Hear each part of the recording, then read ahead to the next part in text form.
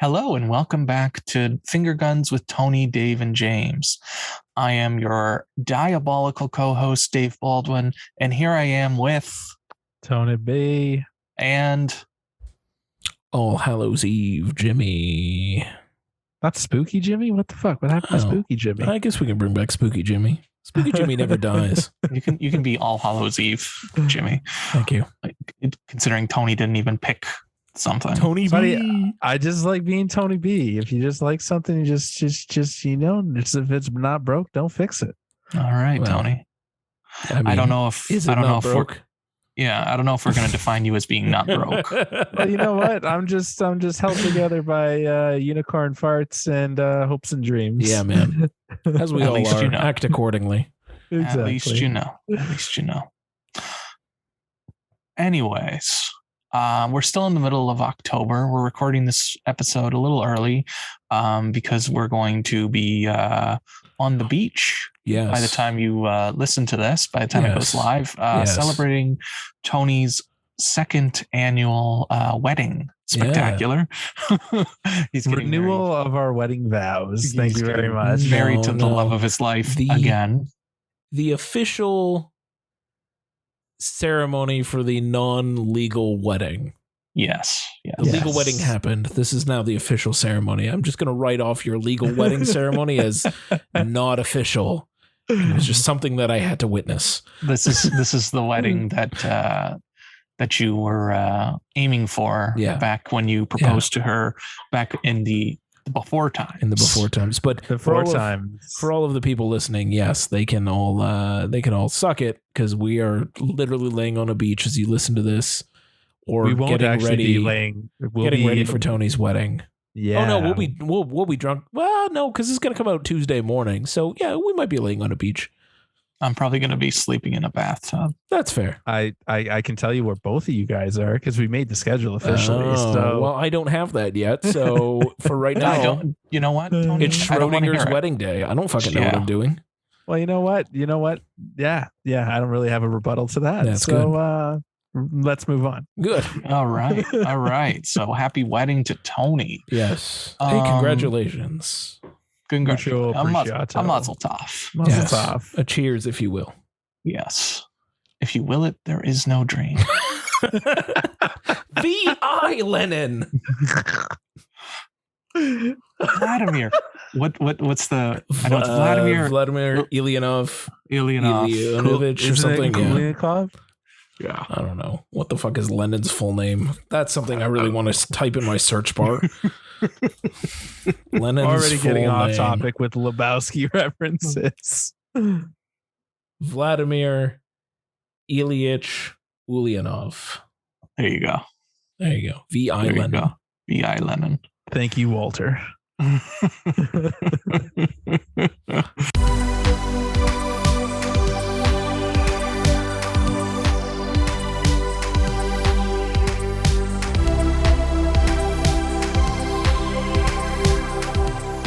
Anyways, we're still in October, so we've still been watching some spooky movies. Spooky movies. Yeah. But we just want to do a quick run through of some of the other random titles we've been watching because a couple of embargoes have ended. Mm-hmm. So first up, Tony and I watched the Netflix film The Luckiest Girl in the World. Ooh. Yes. And it stars Mila Kunis. Oh. Yeah. Did I say it? Mila Kunis. I'm sorry. Right. I'm sorry. Let's go. Let's start again. Mm-hmm. I said the wrong title. Oh. So me and Tony both watched Luckiest Girl Alive, which hit Netflix a couple weeks ago. It stars Mila Kunis. It's based on a book, and it's about a young woman who's on the rise as a journalist. And she's kind of haunted by her past where she was involved in a school shooting. Oh. And they kind of blame her for part of it because she hasn't really talked about it before. And it kind of just... she's one of the only people that... survived? No, not just only survived, but like a lot of people that there was like a big event that happens and like everyone like gives their side of the story and she's the only one who doesn't say anything. Oh, Yeah. okay. Yes. So everyone's assuming that she was part of it because she's not saying anything. Right. And her friends are the ones who were involved in it. Right. Yeah. So it's the novel was written by Jessica Knoll, and then she did the script as well.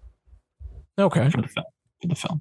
So I think it's as Tony pointed out before we started this podcast or this episode, we're two cis straight white men talking about this film, and I don't want to get into too much of it, but there's some graphic rape scenes and there's some graphic violence. Oof. And the whole high school shooting thing. So it's a little. It's kind of icky. Yeah. And it's very in your face. Right. Yeah, it's very icky. So in that respect, there's not really much of a trigger warning at the beginning, so much as there is during the credits, which you've obviously gone too far at that point. Yeah. And I don't really know how to feel about trigger warnings to start with. But it's a lot to take in, and it definitely caught me off guard as I watched it on like a Thursday afternoon. Okay. Yeah, we watched it on like a Sunday afternoon as well, and like it's definitely not the kind of movie that you watch on a Sunday afternoon. Yeah, Right. it hits you pretty hard, and to that point, I think Mila Kunis is very good in it. She has it's a deep and dark role. She does a lot of narration, which is kind of comical and kind of serious. And like, I didn't think of Meg Griffin, but at the same time, I know it's very easy to think Meg Griffin as she's narrating. That's what kept throwing me off too, right? Because like, I know that she was trying to do something different, and it is a different role for her.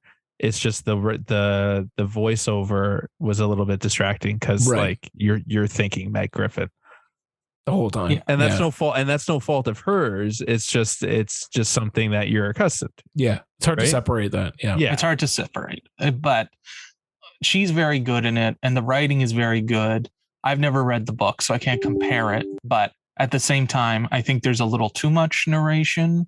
And I also think the book's been a little too streamlined. There's certain sections where I just kind of just like, oh, okay, we just jumped ahead type thing. Like, I feel like there should have been like, instead of going from A to C, maybe there should have been a little more B in the middle. Yeah. Right. Yeah, definitely. Yeah. But to that point, whether it's based on a book or not, I don't think we really need to start getting into the realm of showing high school shootings. Yeah, that's another thing. They kind of glorify it a little bit, and it's horrifying, and it's definitely horrifying. Like what you said, I don't think we need to start making movies about this where we actually show it happen. Like I think that's just something that should be left to the imagination, and we don't need to see it. Yeah, what was that? It's another movie that came out last year. The Fallout. This year. Yes. That. Our girl Jenna Ortega. Yeah, I was okay with you knew it was a school shooting, but it wasn't like you weren't watching it happen. Yeah, you were following one character as they tried to hide from it. You knew it was happening, but you weren't watching like the graphic, intense violence of it. You were kind of sitting with like how it feels for someone who's in that situation. So I feel like that's an angle that is fine, but I don't think it's more effective, I feel, and it's not as glorified, to Tony's point. Like there's a certain part in the shooting like they definitely would have needed to show because it's integral to the rest of the movie. Yeah. But it's like, I don't know if you needed the rest. Right. I don't know if you needed the rest. But again, I haven't read the book, and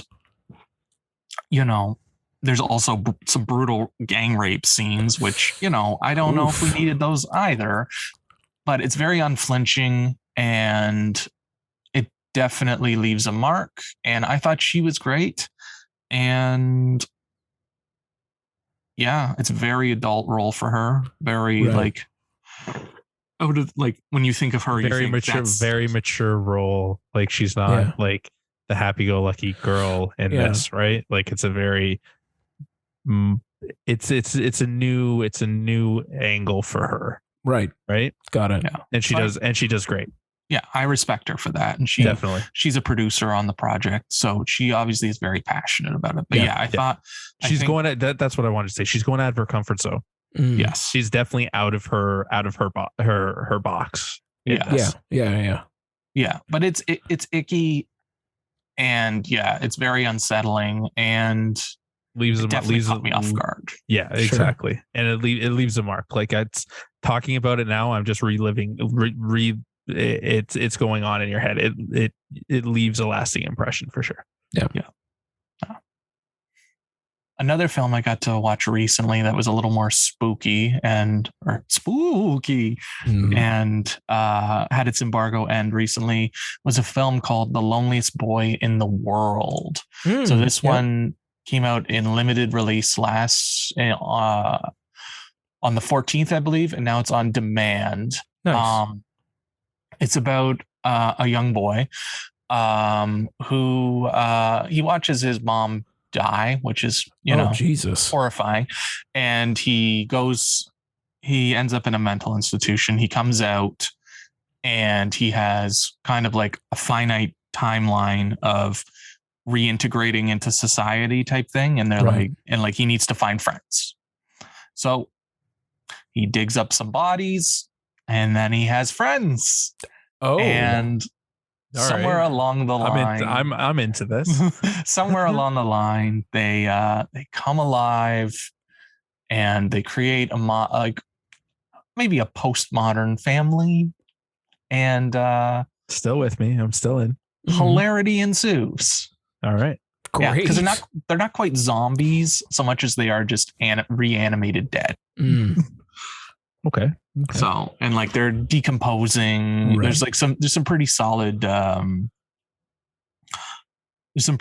makeup work here, and some inventive production design. It's very like his house is very pink. So it's an interesting angle on the whole like coming of age film. Yeah. But the issue I have with it is it's supposed to be a comedy, but it's not very funny. Ooh. And it's kind of like it's an American film, but it feels like it should have been a British film. You know how you have like that, like when you do an American comedy versus a British comedy, like it felt like a British comedy, but it was made by Americans. So very dry humor. Yeah, that doesn't always land because they're not using the same inflection or dialect. Okay. So it's entertaining enough, and it's short-lived. There's a couple of questions I had at the end where I was kind of like, but okay. And then, but besides that, like everyone's pretty good in it. The only real thing I hated was the CGI dog that looks like total shit compared to like people decomposing, or like there's an effect. I'm sure it's very easy to capture, but like the guy's smoking a cigar and the smoke is coming out of his cheek. Right. Like that's just a cool effect. Yeah, for sure. But it was it's very old school. Like it's not all CGI. So I was very appreciative of that and the look. And yeah, I think it could have been a little funnier. Yeah. But it was entertaining enough. Yeah. It's too bad for a film that's supposed to be a comedy though, because it's kind of like if that's its whole thing and it's not that. Yeah, it was just a very strange toned film. So that said, Tony, you saw another one that was embargoed and the embargo is up. Which one was it? From our good friends at Shudder. Mm-hmm. Props to Shudder. Props to Shudder. Thank you very much. I watched the new VHS Nice. 99. Nice. Fancy. That was a Yeah. TIFF. That was at TIFF. I tried to see it at TIFF, but I missed it. Seeing it now, I'm kind of glad I didn't see it at TIFF. I've never seen a VHS movie before, so I was pleasantly surprised on how this was all put together. If you haven't seen, to people in our audience, if you guys haven't seen a VHS movie, it is an anthological horror movie, which is basically 5 shorts that all surround around the same theme. And they're all like neatly together, like a little VHS tape. So like you pop in your VHS tape and they all play like that. And it even has like That's all how like it's set up, isn't it? that's like how it's somebody set up, pops in a VHS tape and it's all on there. Yeah. Well, like, yeah, sort of, kind of like Okay. that. And it has like the little tracking fucking Yeah, I love waves that. and shit. Yeah. And like, I love that. yeah. A couple of the shorts that stood out to me. Suicide Bid was one of them. That was by the director who did 47 Meters Down. I think his Cool. name is Jonas Roberts, I Cool. believe. Mhm. Johannes Roberts. Nice. Apologies if I made a mistake on that. Basically, it's like a sorority pledge gone wrong.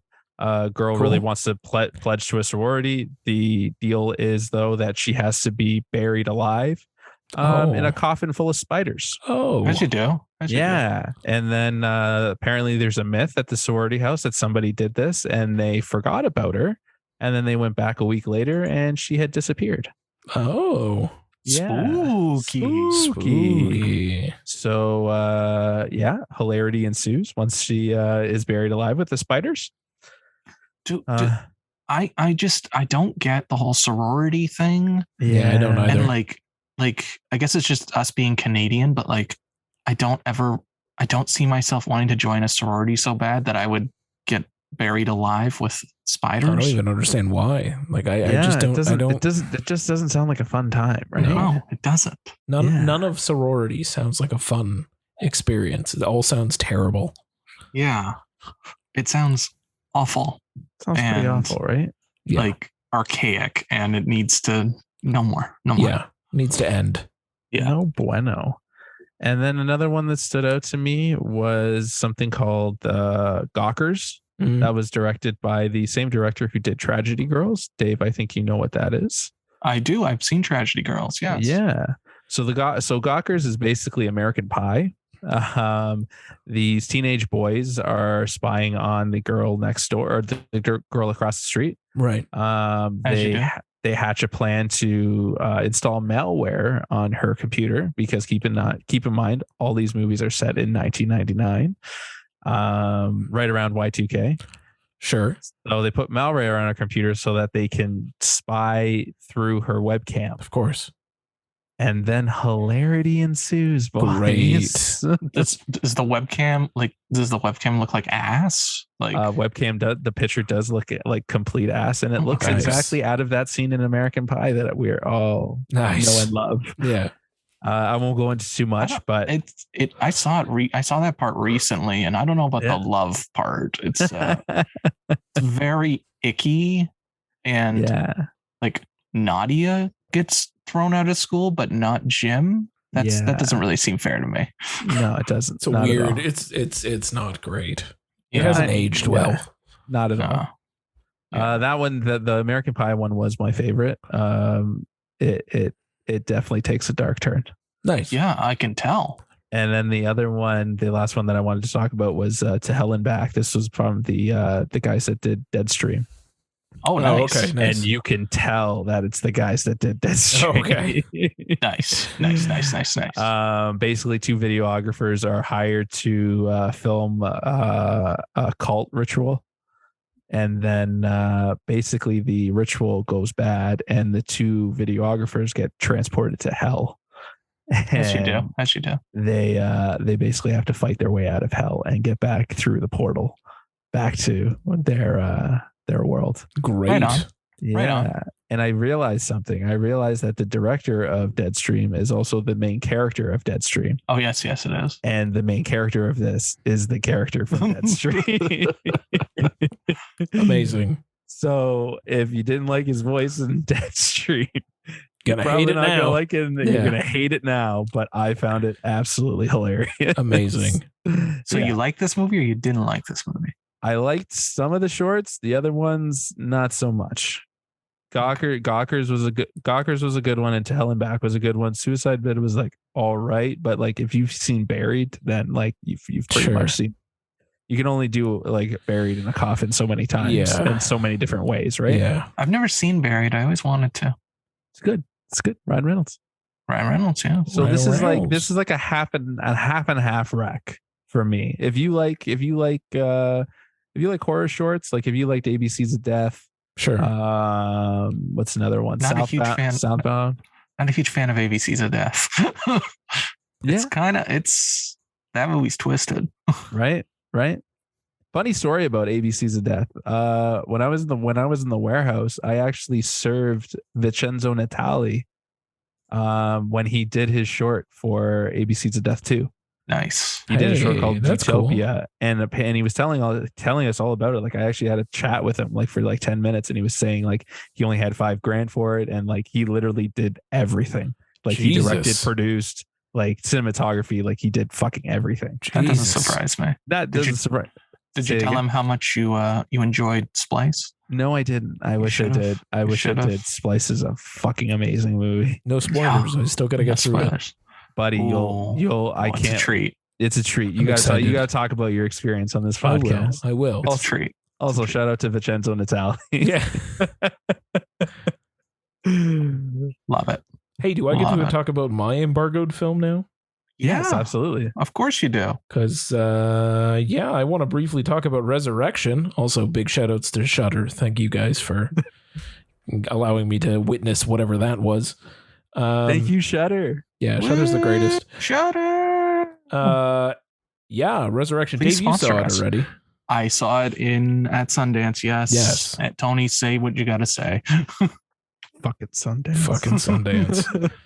Well, I got to see it now, and I was not prepared. I didn't really know what I was getting into, but it was not what I got, and wow. Also, wow. Just a huge kudos to Rebecca Hall. She fucking crushes this. One of the best of the year. Easily. And like Tim Roth just chewing the scenery and just having a blast doing whatever the fuck he's doing.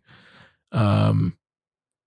Very, very unsettling. Very unsettling.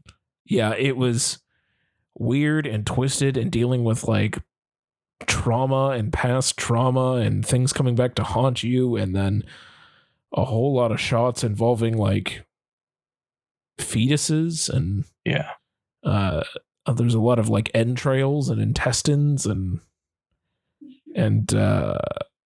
it's not it's pretty unsettling. It's and fucked. It's proper fucked. And the centerpiece 10-minute unbroken monologue by Rebecca Hall is magnificent.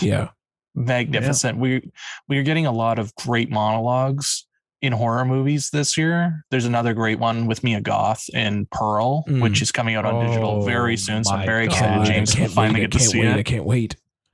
But yeah, Rebecca Hall. Oh yeah. Like, I don't understand why she is not getting the kudos she deserves. Yeah. So she kind of had a 1-2 punch last year and this year with the Night House and now Resurrection. Yeah. Damn. Yeah, I still need to see Night House too. So do I. I do too. Oh. Wow. But yeah, she's an amazing actress. Very much so. She is. I don't know why they keep doing her dirty. She was supposed to be the villain in Iron Man 3. She was supposed to be the Mandarin. Oh man, that would have been great. Yeah. They did her dirty. Yeah. But it's a strong recommend though. I've been excited to see this for quite some time, so I'm hoping to pick this up on Shudder. Yes. Yeah, it's 100%. You're gonna be left shaken. Yes. Well, you know how much I love that. So yes, it's perfect. Yes. It's perfect for you. Wonderful. Yes. And speaking of being left shaken, if you all remember, we're each trying to do the Criterion Challenge for the year. We are, And yes. so I haven't been doing as well as these two chuckleheads, but James and I decided it was finally time to watch Salo or the 120 Days of Sodom. Fuck's sakes. Jesus Man, Christ. I tried to warn you guys. I mean, and it you guys worked just out. Don't fucking listen to me. It worked out for No. me. I got to knock it off 2 lists. So Look at that was you. great. Took care of Criterion and a horror movie all in one shot. So Yeah. ba-ding. Yeah. Yeah. What the Pasolini, man. fuck? I don't know, man. I don't know what's wrong with this guy. He's a fucking kooky artist, if I say so myself. Yeah, I would say so. Dave and I were kind of, well, first of all, we were trying to get through that movie, which has a lot to get through. James, Yeah. tell the people what the film's about. Oh, I don't think you really how do I need to. How do I even describe it? A whole bunch of, let's call them teenagers. It's in fascist Italy, like World War II fascist 1944, Italy. 1945, fascist Italy. These rich bourgeoisie people kidnap Fascists. They're fascists. But they're also part of the bourgeoisie. But they're also like the upper 1% of 1%ers. They kidnap a whole bunch of children, Teenagers. let's call them, but teenagers, sure. And they go through and select their favorites, and then they all bring them to this like villa in northern Italy. And then they groom them for a while, and hilarity ensues. I don't know if hilarity is the right word, James. It is not. I definitely It is would so not use far hilarity. off the mark. Yeah, I would not use that word at all to describe this movie. It's even when you're prepared for what you're going to see, not prepared. you're still not prepared. It's There you're still. not. I was disgusted and mortified and fascinated and just I had so many feelings and I'm pretty sure I got queasy for a little bit. My stomach doesn't usually turn watching movies, but my stomach was churning for this one. Yeah. Queasy at times. I would say a lot of it. Well, I was kind of saying to you, Dave, and I mentioned it to Tony just before we started, like I wasn't prepared for the amount of monologues in that movie.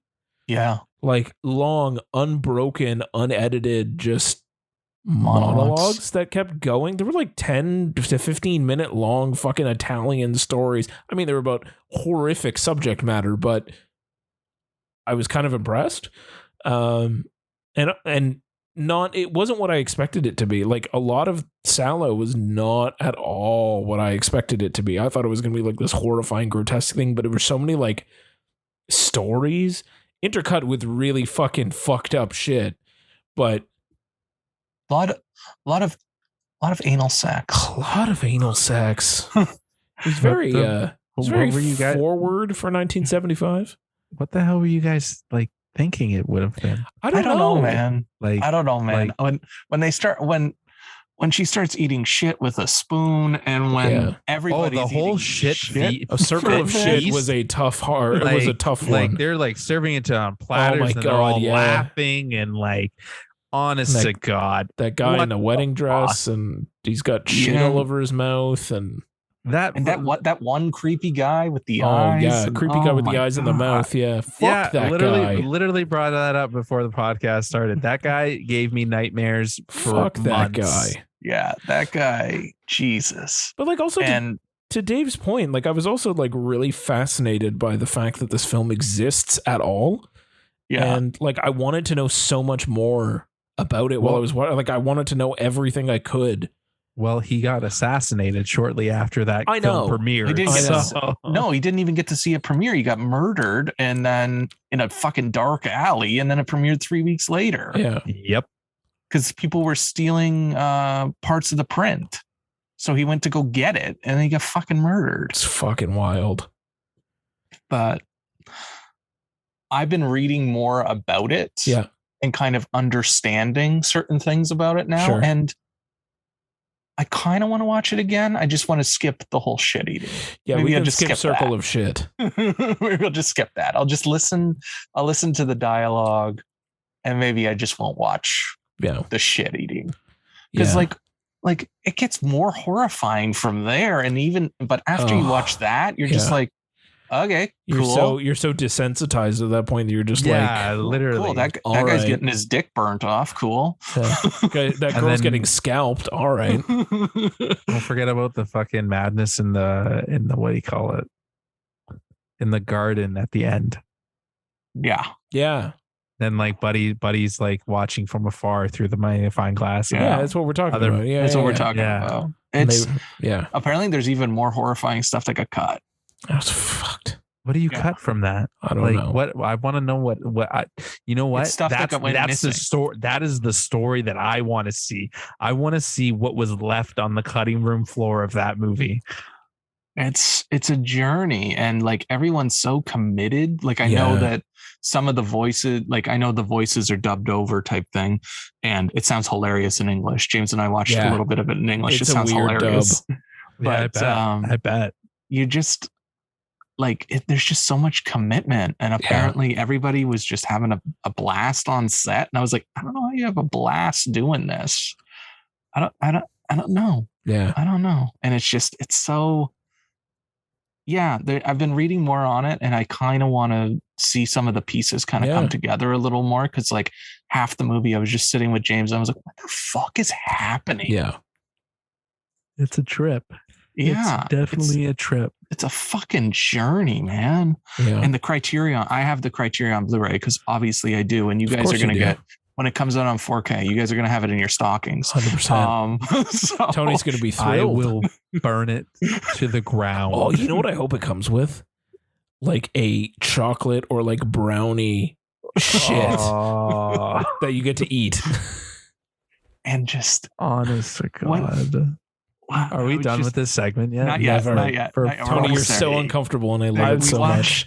I'm so, you know what? I am thankful I was not dragged to this fucking screening. You guys like threatened to fucking drag me, and I'm glad that I'm planning my wedding right now, because saved me from fucking watching this. Tony, the moment the Playhouse has the 35 millimeter print of Salo, we are there. I will go on 2 conditions. Yeah. You pay for my ticket, of course, and you buy me a beer. Done. Done. There's done. You got it, dude. Fantastic. Okay. You got it. The Criterion has some features on it about the film and about the controversy, and there's actual footage of Pasolini directing like those scenes in the garden type thing, or in like wherever the fuck they are. Oh, that would have been interesting to see. And like at one point he's like, stop laughing, guys, we got to be serious. And I was like, what the hell? What do you mean? What do you mean you're laughing? Jesus Christ. Okay. That's a feature I would watch on the Blu-ray. I want to watch like all the documentary features that were on there. I'm like, there's like 22, 45 minute. I'm in. Oh, fuck. Yeah. There's some good stuff on there. But to wrap it up, Salo's I kind of feel like it's a badge of honor that I saw it, and I'm scarred for life now. Yeah. You can't unsee it. You can't unsee it. It's just, it's unique, and I can't believe it exists. But there's a scene where one of the studs is fucking one of the bourgeoisie, and James and I were watching, and we're like, he's a little high. Like, this is clearly fake. Like, he's clearly not fucking him type thing. Like, they're acting type thing. He's a little high. And then the stud stood up, and I swear to Jesus, he had a very, very large penis, and swinging past his knees. And you know what? It didn't seem fake anymore. It seemed pretty realistic that he would be pumping from that high up. Yeah. Probably because he was. Yeah. Just wild. Yeah. So are we done now? You don't want to talk about Salo anymore, Tony? I'm rapping. Let's if we have the Oscar music, I'm rapping this shit up. Yeah. I thought you were bringing the Pasolini fan, man. Buddy, I saw what? I've seen this movie, and then I saw the Willem Dafoe movie. About his final days. Saw that at TIFF. Abel Ferrara. Sorry. Did they show them filming Salo? I literally remember nothing of that movie other than the end when Willem Dafoe gets brutally run over. Yeah. Cool. Yeah. Cool. Yeah. Right on. What we got? You want us to stop talking about Salo? I could talk about Salo for the rest of the episode. All right. This isn't a Salo episode. This Dave. is not I'm putting a Salo my foot episode. down. All right. That is so is that a recommend on your parts, guys? Do you think our audience, do you think Finger Guns Nation should fucking seek out Salo? Maybe not. I don't know about seek out, but I feel like if you were at all intrigued or fascinated by a film that exists based on what we described it to contain, watch it, because I think you're the type of person that will also be as fascinated as Dave and I were. If you're not and you get horrified by shit like Tony, don't watch it. I think I got a good strong palate, but you know what? I don't think that movie requires multiple viewings. Oh, I don't think it requires multiple viewings either, but I think I'll go back for seconds. And yeah, you will. When I after I cleanse myself of seeing it the first time. Dave, can I bring can I watch it with you a second time on one condition? Sure. Can I bring over a chocolate lava cake for each of us? Yeah, that's fine. Fucking Jesus excellent. Christ. Excellent. That's fine. Chocolate lava cake and a nice tall cold glass of milk. Yeah, that's fine. I'll do it. You're a sick fuck. Fuck yeah, man. I will do it. I can't wait for you guys to watch Martyrs. I know we're probably not going to be able to watch it together, so we're going to have to hold off on it. But I do want to be in the room with you guys when you watch Martyrs. Yeah. OG or remake? OG, no remake. OG. None of this nonsense. No remakes here. No remake. We don't fuck with that. No, there's some great remakes. This one, I don't think you needed to remake. I think the first one said enough. Fair enough. And I just want to be in the room when you guys watch it, because I think James will be fine. But the way Tony's squirming about Salo, I don't know if he's going to be fine. I love that. I love that for us already. Yeah. So Tony, it's fine. I'll tell you to close your eyes, and I'll tell you when to open them again.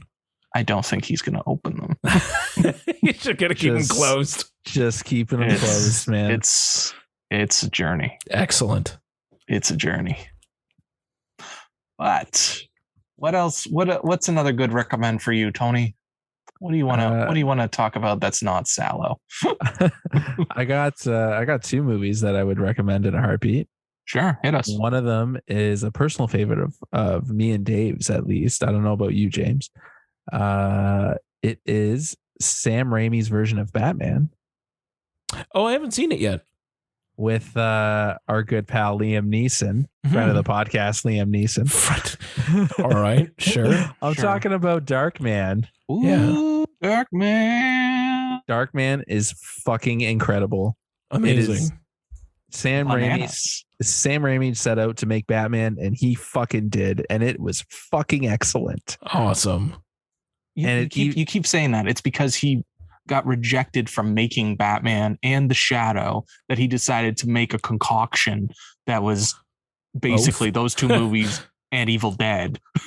He was like, you know what? If you're not going to let me make a superhero movie, I'm going to make my own superhero movie. And he fucking did. And by the way, James, it was fucking excellent. Excellent. I can't wait. It's been on my list to watch for years. I don't know why I haven't pulled the trigger, but like I really need to. It's good shit. It is just batshit insane. Like, essentially the plot, like, how would you describe it, Dave? Basically a scientist he gets horribly disfigured, because he's dealing with a guy who likes to chop people's fingers off with a cigar cutter. He gets horribly disfigured, and then he has to go on the run.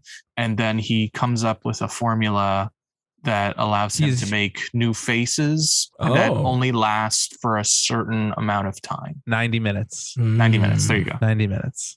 There you go. So he has to kind of do things in 90 minutes. And he also has superpowers because that's what happens when Got you get it. horribly disfigured and So end up in the vat of acid. I don't know what the fuck happens. something like that. So basically, the skin in the light only has 90 minutes before it starts to evaporate, right? Okay. But if he stays in the darkness, he doesn't have to worry about it. Got Hence it. his name, Dark Man. Got it. I'm in. If you thought fucking Robert Pattinson was an emo Batman, clearly you have not seen Liam Neeson as an emo Batman. Frances McDormand's in it. It's one Yeah. of her first early roles, and it's super weird to see Liam Neeson in it because that's not a Liam Neeson role, but and it is Sam Raimi. Like Sam Raimi is all like he threw up on it. So all those weird things that you like from the typical Sam Raimi movie, it has everything. Amazing. There was that one I watched, and then I watched another movie. It was a cult horror movie from the 80s. It's called Brain Damage. Cool. This one is about a guy who befriends a parasite, and the parasite basically gives him some weird blue liquid. He injects himself into the dude's spine and like goes up into his brain and releases a blue liquid, and it turns him it gets him high. Oh, yeah. All right. And the only thing to keep this parasite happy is to feed it live brains. Cool. And that's all I'm gonna say, because anything else would just ruin the movie. Cool. That should do. But it is everything you want from an 80s horror. There's like slapstick, there's horror, the gore is on another level. The practical effects, holy shit. Amazing. Like some of these 80s movies that I've been watching for 31 in October, the practical effects, man, like they're literally just out fucking standing. Yeah. And I'm just like, why are we wasting our time with CGI? Why don't we just go back to the practicals? It just looks better. Yeah. And even if it looks like shit, it still looks better than fucking CGI. Yeah. 100%. Yeah. Definitely seek out both movies, but more so Darkman, because it's fucking excellent. All right. It's on my list. It's still on my list. So I actually have to do it now. You should. You do. I really want to watch it again. You're talking about movies you need to load up for Dominican. You put fucking Darkman at the top of your list, bro. All right. It'll be there. I'll hopefully be able to knock it out during that week, but I'm not making any promises. I'm going to be playing the game of Drink the whole week, so I don't know how many I'm going to knock out. All of them, Dave. I hope so. You got a rum and coke. You got a nice beach. Miami Vice. Watch a horror movie. Miami Vice. All right, whatever. That's his Miami Vices because he's a little bitch. He's a little bitch. It's true. My brother-in-law is going to be chilling with his fucking whiskey on ice, and then Chuckles over there is going to be sipping his Miami Vice. Miami Vice. It's delicious. Do you know what it is? Of fucking course I know what it is. It's delicious. Yeah. And It's so good. that sugar is going to just fucking knock you in the balls. Yeah. That's okay, man. That's okay. I'll live with it. It's only a week. True. It's only a week. I'll just have to avoid the blood sausage. Yeah, no blood sausage this time around, buddy. Yeah. Dear God. Yeah. So I watched Spooky Buddies with my son. All right.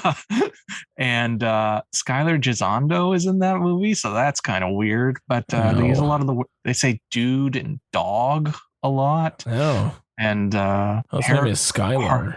Harlan Williams is the villain. What? That guy's still alive? Well, this movie was made in 2011, so. Oh, okay. But the production design is actually pretty intricate, and for a Disney movie about talking dogs, it's pretty fucking dark. All right. But yeah, that was a trip. But I also rewatched Signs, which I have discovered is my favorite Shyamalan movie. Okay. And I rewatched Trick or Treat. Oh, cool. Which I was not a fan of when I first saw it, but I watched it again and saw all the pieces coming together and what I remembered, and it's fucking gnarly.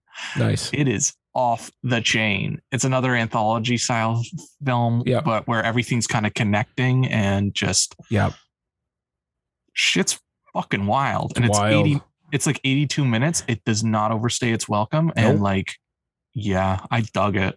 Yeah.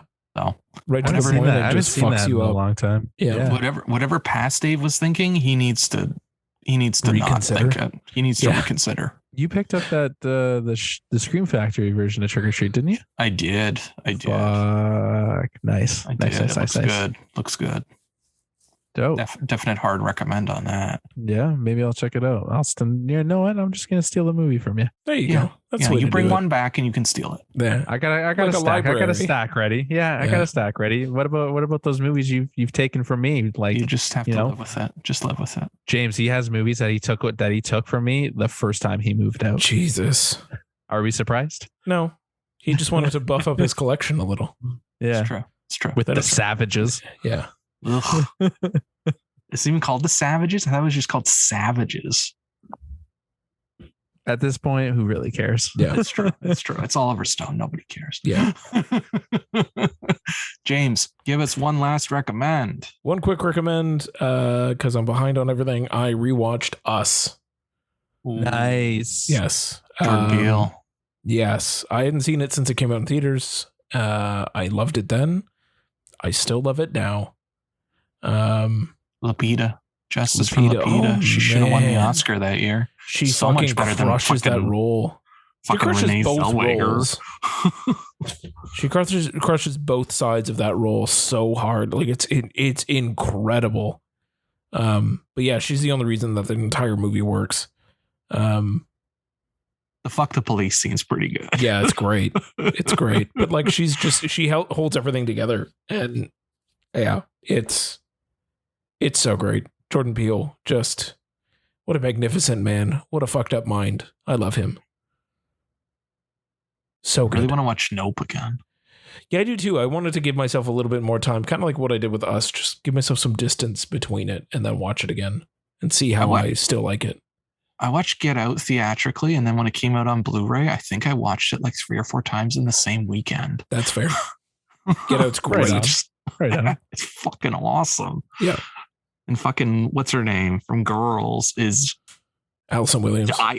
diabolical with fucking eating the cereal and drinking the milk on the side. Yeah. That's fucking evil shit, man. Can't trust somebody who does that. Seriously. No, you can't. No. You knew something was wrong. Yeah, you can't trust Allison Williams. Never. No, never. She's fucking No. nuts. Never. Psychopath. Yeah. Yeah, she's in that new Megan one that looks kind of fucking bonkers. Mhm. And like her relationship with Booth Jonathan, just no. God bless Booth Jonathan. If I ever get another cat, its name is going to be Booth Jonathan. I swear to fucking God. I love it. I love Booth Jonathan so much. He's such an love asshole, and I love him. I love it. But boys, we have come to the main segment tonight. Yeah. In the main segment, we are going to be speaking about David Gordon Green's Halloween Ends, which has become rather divisive on the internet, and for good reason. But you two watched the first 2 films, Yep. I watched or you watched that. the second one. You only watched Kills? Oh, James I did all watched 3. Kills? Oh, okay. Yeah. I didn't watch any of them. I just watched Ends. And I liked Ends. I liked it. I did too. Yeah. What about you, Tony? Honestly, Yeah. the more I read about it, Yeah. the more I really liked it. Yeah. Oof. I wanted somebody to say they fucking hate it. Yeah. Well, you're not But, gonna find the haters here, unfortunately. No haters. Like, No haters. Like I'll hate on some of it because let's be honest, that movie was fucking messy. It's quite messy. it's trying to do a lot of things, and it never wants to commit to one thing that it wants to do.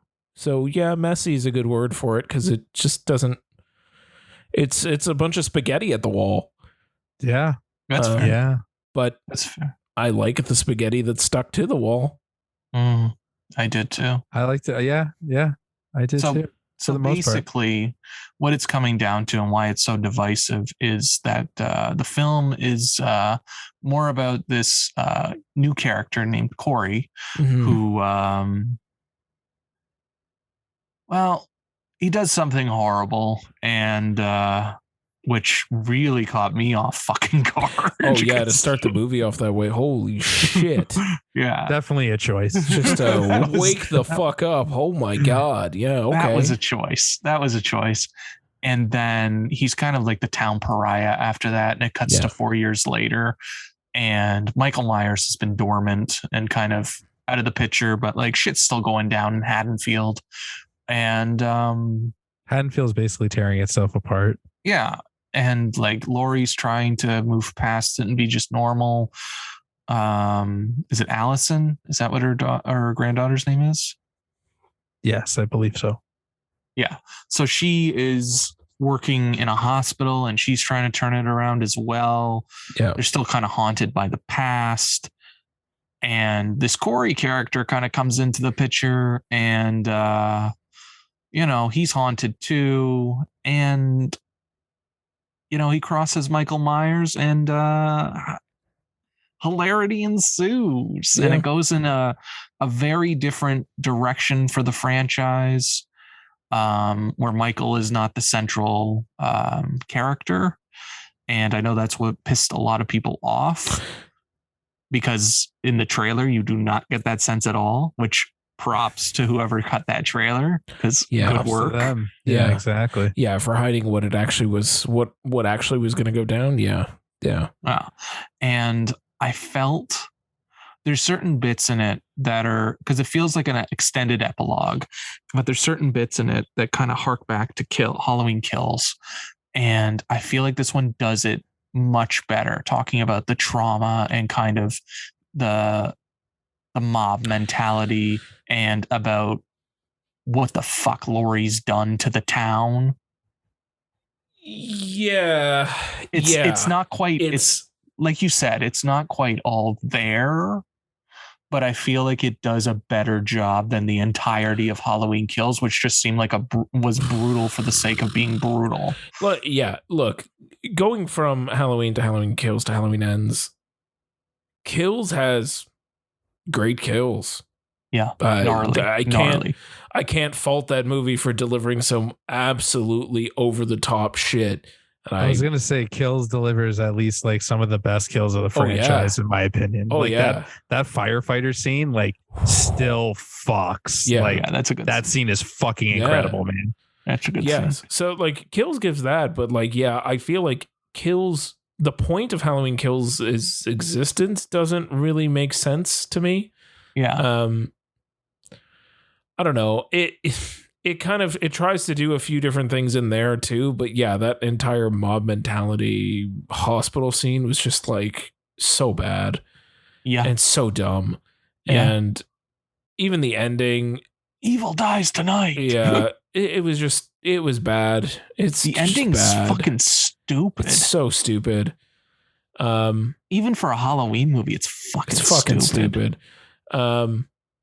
Yeah, Kills is not good. It delivers good kills, but there's nothing else there. Like, I don't enjoy that movie at all. It's not fun to watch unless you're there for just the kills. It's not there for like the first movie that was just this, which continued the franchise, delivered the nostalgia, delivered the kills, and was just a fun time at the movies. Yeah. Yeah. But not to say that Halloween Ends isn't just a little bit of a mess, and they didn't commit to anything. Like there was so much they could have done in there. Like, there was a moment that felt almost like they were going to like Bonnie and Clyde the thing. Yeah. And I was like, oh, fuck, this is going to be cool. And then it doesn't go anywhere. There was, a whole bunch of stuff with Corey. And it was interesting to kind of explore that as like, he's a town pariah. And it's like, okay, well, how does that impact a town? They were looking for someone. And then that entire thing with that family from the beginning, with Corey's inciting incident of like their grief and trauma a little bit. And I guess we keep saying that like it like had all these really cool ideas and interesting things that it could have done, but it just didn't. And then it just decided to fall back on, I guess, what the fans wanted, but at Yeah. the very end, and then even then it was kind of just like a all right. I was satisfied by it, but You I like needed- the ideas, and maybe if they had extended it out, Yeah. so like the beginning half was what kills was, and the ending half was ends. Yeah. Like I think that would have been better because like Yep. they fucking fridge Lori and kills. Oh, fuck but yeah, it's like, that's the what most hell? annoying shit in the world. Here she is right at the beginning and sit in this hospital bed until the end of the film. Thank you very much. Yeah. And like Judy Greer doesn't really do anything in that movie. And in And this she movie, just she's eats just it. and in this movie, like you barely even get a sense that they're upset that she's no longer there. Yeah. And like the dad, like her husband who died in the first one, like he's not even fucking he's not even Barely there. mentioned. Yeah. Barely mentioned. Barely an inconvenience. Yeah. And just like yeah, I really don't like kills, and it left a really terrible taste in my mouth. And I feel like this movie could have been better, but I like what it does, and I like how it comes together. And I don't think Corey's a terrific actor, but I like what they're doing with him. Yeah. I liked that idea. I like the pivot. I didn't know what, like, I was honestly going into ends. I was like, I don't know what else you do with this. Like, before I watched it, I was like, I don't know what else you do with this franchise. Like, what more can we say? Yeah. Like, we've gone through it. We've done the Evil Dies Tonight chants and all that shit. Like, what other threads can we? And then they did that, and I was like, you know what? Okay, sure. Why the fuck not? Like, seeing someone's downward spiral, and sure. Yeah. But then it only goes so far, and then you're like, oh, all right, then I guess we got to wrap this up. And then they wrapped it up, and it was fine. And I like it's viciously violent, but I didn't think it was violent for the sake of it, like Halloween Kills was. Yeah. Tony, you keep looking at us. Say something. You got nothing? To me, like, you guys keep riffing on Halloween Kills. My second viewing of Halloween Kills, I actually liked it a lot better than I did the first fuck out of here. When you think about the Halloween trilogy on a whole, and I only know this because I actually watched a couple of the old Halloween movies. So like, to put it in perspective, like I could see what Gordon Green and like Danny McBride and his team were trying to do, right? They were trying to, with the whole trilogy, they were trying to pay an homage to like the 6 Halloween movies, right? Halloween 1, 2, 3, 4, 5, and 6. And you see that, not 7 and 8. He doesn't care about 7 and 8. Bust the bust. Right? That's disappointing. Ding dong, motherfucker. Jesus Christ. You see him pay like throughout his entire trilogy, because you got Halloween 2018, which is basically like Halloween, right? And then you have Halloween 2 or Halloween Kills that pays it to Halloween 2, because if you watch Halloween 2, Laurie's sidelined in that movie too, because Laurie's in the hospital bed because she has injuries from the first movie, and Loomis is trying to get Michael, and Michael's trying to break into the hospital. So like, but at the full time, Laurie's sidelined that entire time. Yeah. I don't think she's as badly sidelined as she is in Halloween Kills. Not as bad, but like you see where he's going, with this, right? Sure, and then you lead into Halloween Ends, and you're going, and he's hitting Halloween 3 with it being a Halloween movie set in the Halloween universe, but Michael is not the central character, right? Yeah. And then it's all there from the titles too. It's all there from the title. Have you seen Halloween 3, James? No. It's fucking weird. Yeah. It's weird. I've heard Season of the Witch is fucked. It's fucking weird. I need to rewatch it, but it's fucking weird. And then you go into like Halloween 4 and 5 with the kid. So Halloween 4 and 5 was centered around his niece, basically. Neil Harris, yeah. And in the fourth one, Michael basically gets her to kill her stepmom because they touch, and then all of a sudden they're kind of like connected telepathically, right? Oh, so it's canon that he can connect telepathically. Right, that's fun. But is it canon? But is it canon? Didn't we just like retcon all of the Halloween franchise with these? He's paying homage to it, and then you get that clash with like Corey, and when he sees Michael, and you see how the more and more he sees Michael, the more and more he turns into evil and stuff. So that's a transfer of. And he's putting it into a new path that, like, you know, Michael Myers doesn't always have to be Michael Myers. He can just wear the mask, and it's just literally the same thing. Yeah, like right? Anybody could be Michael Myers. Like anybody can be Batman. Anyone can be Batman. Fucking anyone can be James Bond. It's just a put on the name. Mask. Right. Except Joseph Gordon-Levitt definitely died the first time he went out with the mask on. Yep. Obviously. But you see what he's doing. And did you guys catch it at the end? I saw somebody write it, but apparently his mask is on. Spoiler alert. I don't think that's much of a spoiler. His mask is. You still see the mask at the end. Yes. You see the mask at the end, right? Yeah. Okay. Do. So like it's open, you hear like birds chirping and stuff, and it's a new day, it's a new dawn. But you see that mask. Life. It's a new life. Anybody could pick up that mask. That's true. Right? So what we're saying is evil did not die tonight? No. Well, he died. Like Michael may live to see another day. But it doesn't actually have to be the actual Michael Myers, right? That's true. I just want to see some like Reanimator shit. And then sorry, one more thing I want to point out. And you see the comparisons to like the end of Halloween Ends, when you see all these different images of like the house and like the birds chirping and all this stuff. When you compare it to other Halloween movies, they do the same thing, but you hear Michael breathing. So Michael's always there to give that signal that like Michael might not be there, but he's always hiding in the shadows, kind of thing, right? Sure. And then that's when you see the new dawn, basically, and you see that mask on the table, right? It's very open ended, and you can literally continue. You can continue on, and it doesn't have to be the same person. I think we can stop for now, though. Yeah, I don't need another sequel. I think they can stop, but I wouldn't doubt it if they went the Halloween 3 route.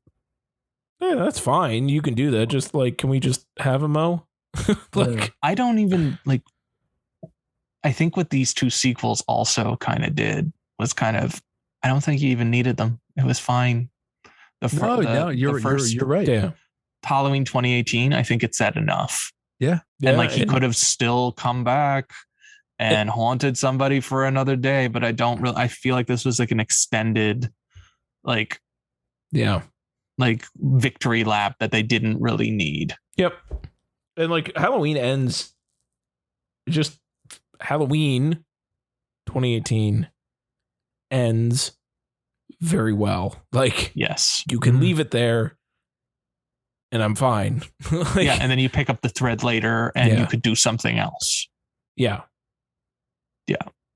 I'm just happy that Halloween Ends picks up 4 years later instead of being like the next day again. Yeah. November 1st. Fuck. Yeah. Or like it wasn't even November. It was like the 12 to 6 a.m. on November 1st. Yeah. Yeah. Yeah. Like I think it was very interesting, and it will never not intrigue me that Danny McBride wrote it. Yeah. Co-wrote it. So weird. Which is strange to say the least. So shout out to Danny McBride for that. Yep. And I like that it's not every other fucking horror movie that's been coming out lately. But yeah, I just think I had such a good time with you two watching Halloween 2018 at the world premiere. And just like, did we need them? Did they feel like they have interesting ideas, but did we need them? That's a good question.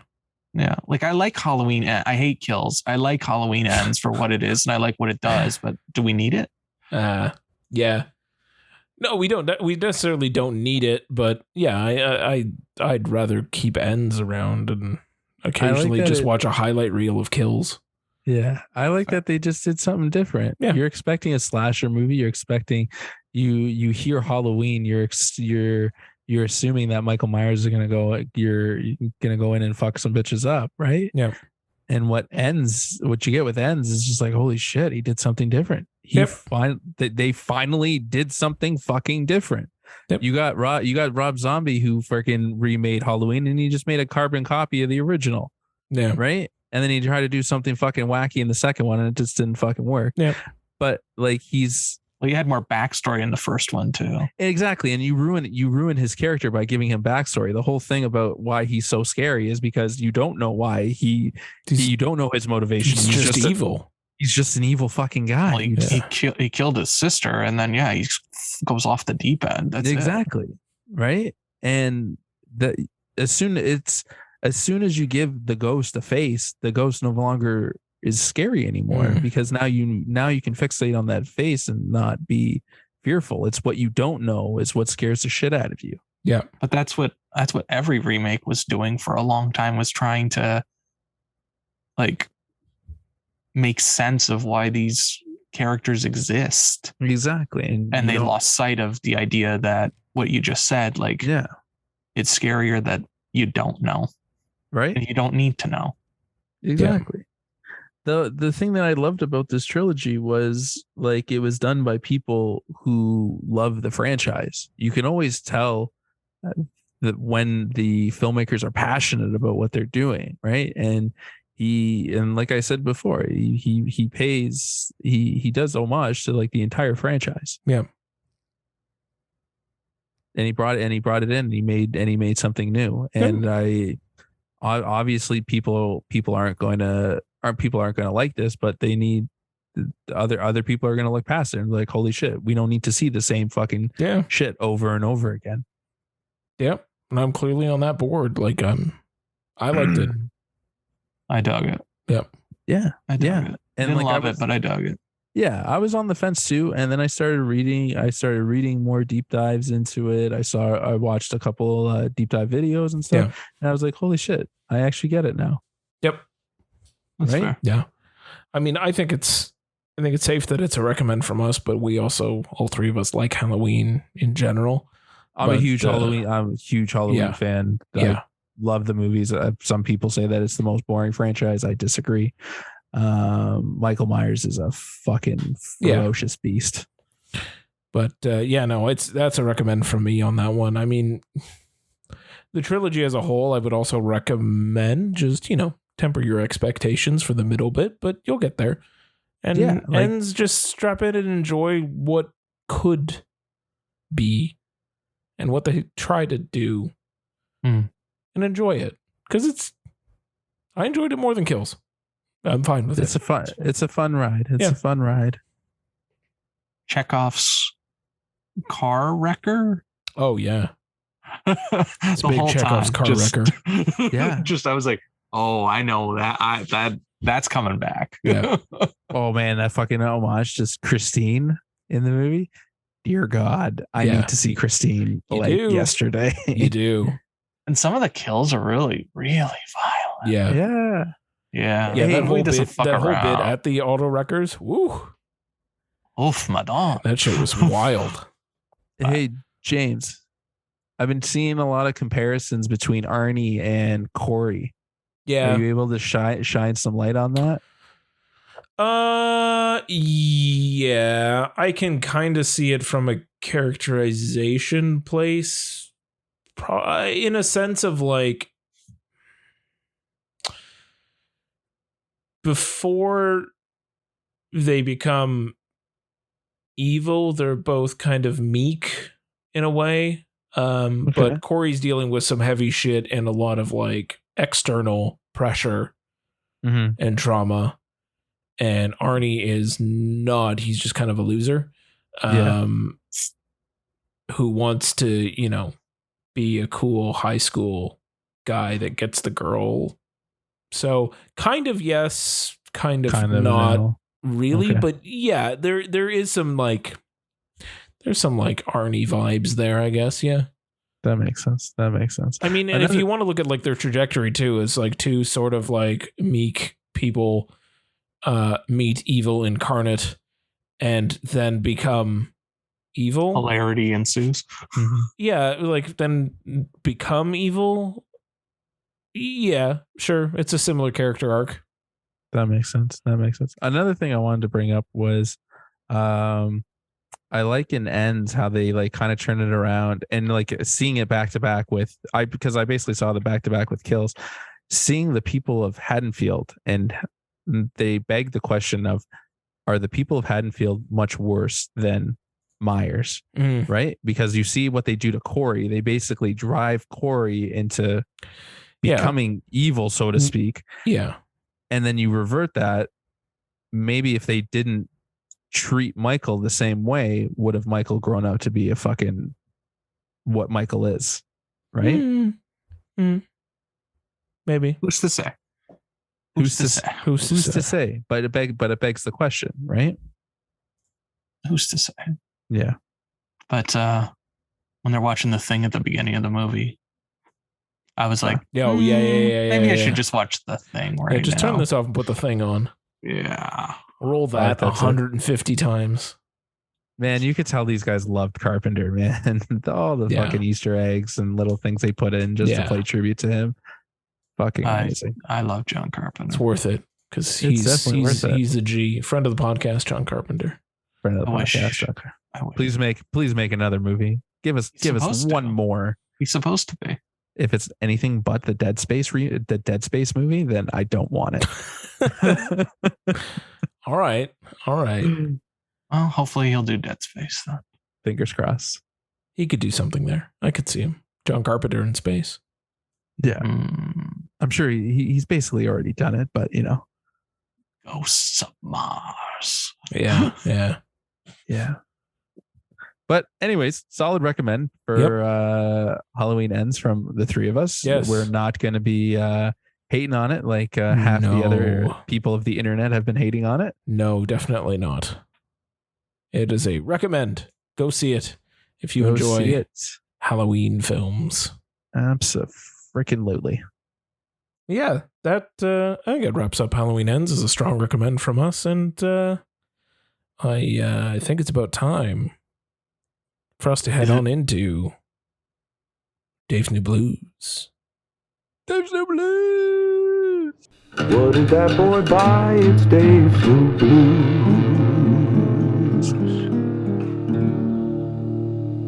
God, I love that jingle still. I really love it too. I was listening to it because Alyssa hadn't heard that part yet. Right. And I put it on and I said something like, "Oh, it's fucking great." And Quentin heard, and then he's like, "It's fucking great." Yeah. And he said it a bunch of times. And I was like, you know what, Quentin? You get this. Yeah. You get it. He knows. You get it. Good for you, buddy. He knows. He's picking up the Chappelle Show vibes without even knowing what Chappelle Show even is. Good for you, buddy. Good for you. But yeah, I'll pivot away from horror. And my pick for this week is the new Steelbook of The Godfather on 4K. Ooh. So they re-released the entire trilogy earlier this year. Yeah. And that pack included 3 different versions of Godfather 3. Yeah, sure. Which cool. Because I didn't realize that he recut it when it first came out. And so the theatrical version has not been seen since the early 90s when it came out. So it included that version, included the version everybody's seen, and then it included Coda, which I still haven't seen. Yeah, but I got the Godfather trilogy on DVD. I got the Godfather trilogy on Blu-ray, and I don't really need the Godfather trilogy on 4K. So I was waiting for some single releases, and Paramount came through with a beautiful steelbook for all 3 films. Nice. And I picked up the first one, and man, it looks good. Yeah. It looks great in 4K. Like Yes. I watched it on Blue earlier this year, and it looked good, but it wasn't quite there on the 4K TV. But this one really kicks it up a notch. Yeah, man. Just And I think they beautiful. remastered it too. They did. And it looks They did. stunning. They remastered it. They redid, like, they put so many hours into fixing this thing. Yeah. So it looks gorgeous.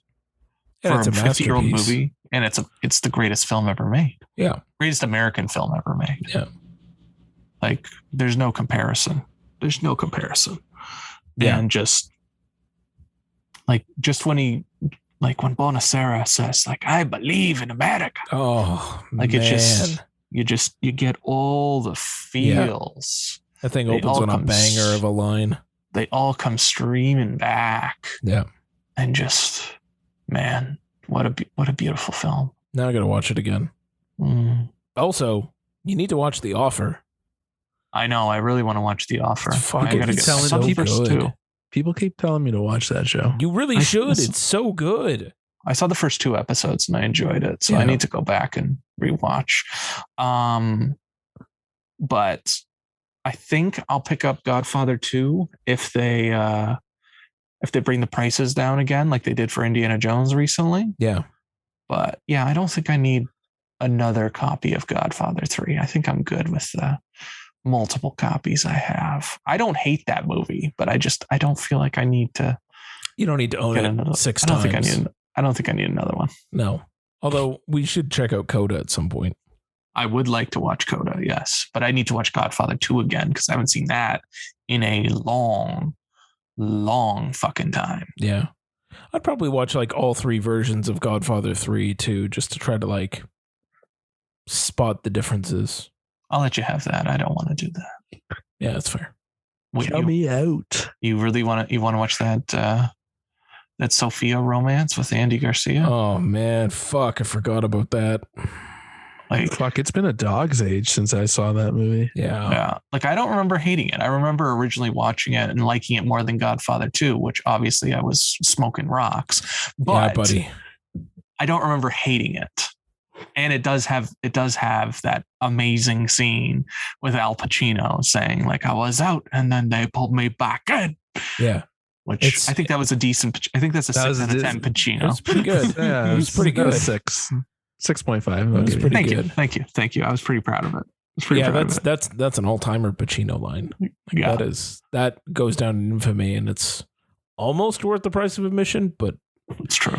there's just, you know what? I forgot how much like church drama there is in there. Yeah. And like a lot of fucking like like the Catholic Church Rome bank shit. It's like, it reminded me a lot of like Star Wars Episode 1 where I had to learn about like trade routes. Like, Yeah. I don't fucking care about this government fucking Newt bullshit. Gunray? Yeah. Like I don't want this. And I don't want this I don't want this like banking financier shit that I gotta learn in Boss like fucking nass. Godfather 3. What Fucking the fuck? bots, Naz. Oh, just yeah. That How's movie's that you really got feel, Jimmy? issues. But to your point about episode 1 also has the best lightsaber fight scene in the entire series. Oh yeah, worth the price of admission. Worth the price Hands of admission. down. Hands down. Worth the price of admission. Just got to get through a lot of shit, and also a very great. Now this is pod racing, my favorite thing in the world. I love it so much. That pod racing scene is really fucking cool, though. Yeah, it is cool. There's cool And so- shit in there. Sebulba's my boy. Sebulba. I love Sebulba. But You would, you fuck. we got off track. The Godfather, just amazing. Like, Yeah. there's been so many Chef's things kiss. that people have said about The Godfather that we don't really need to repeat them. If you haven't seen it, like, what are you doing?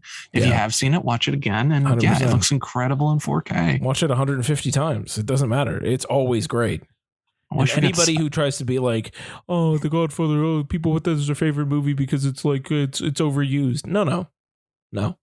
There's a reason it's an incredible masterpiece. It's because it fucking Yeah. is. You can Yeah. list that at number 1 on all of your lists for all time. It is incredible. yeah, the best movie ever made. Bar none. And I told you, James, I really want to get that Funko Pop of Michael in Italy. Yeah. He has like Tony has like the black eye and he has like the slacks. It looks great. Buy 2, please. Yeah. I I will. Well, I was. Maybe We were really hoping for the death of Sonny in Funko Pop form, and it's just like I'm a sure it's corpse coming. riddled with bullet holes.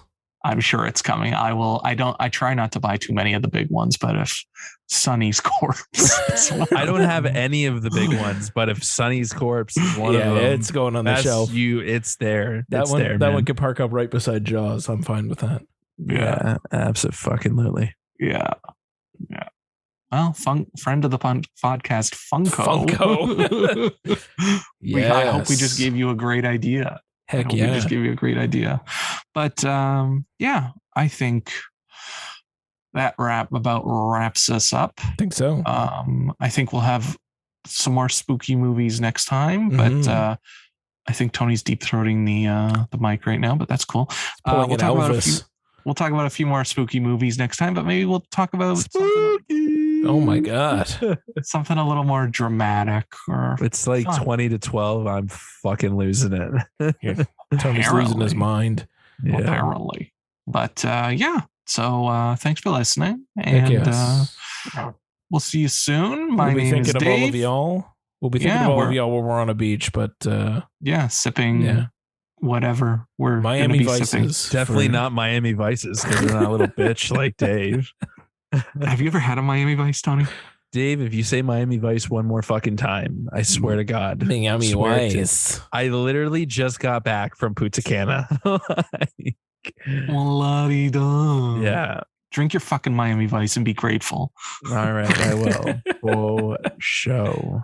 Anyway, My name is Dave, and as always, I am here with Tony. and Jimmy. and we'll be seeing you soon, gang. Heck yeah. Take care. Bye.